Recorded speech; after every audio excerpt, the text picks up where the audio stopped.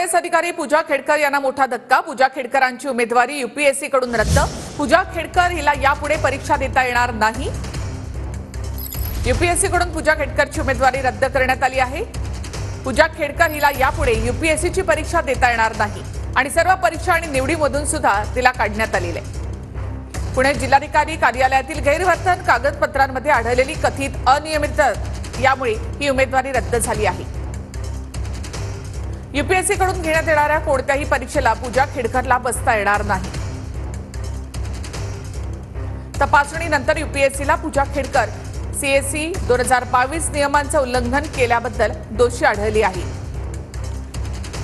पूजा खेडकरवर सनदी सेवेमध्ये निवड होताना दिव्यांगत्वाबाबत चुकीची कागदपत्र सादर केल्याचा आरोप आहे।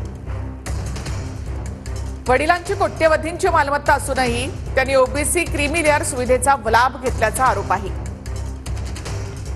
त्यामध्ये एकट्या पूजा खेडकरांवर कारवाई करून उपयोग नाही, तर त्यांना ज्यांनी मदत केली, कारण जे मूळ नष्ट केल्याशिवाय नाही तर पुन्हा पुन्हा अशा पूजा खेडकर तयार होत राहतील। त्यामुळे त्यांचं ज्यांनी मदत केली आणि ज्यांनी ते ज्यांच्यामुळे त्या खोटी कागदपत्र बनवू शकल्या त्या सगळ्यांवर कारवाई झाली पाहिजे, फौजदारी कारवाई झाली पाहिजे, तरच हे थांबेल।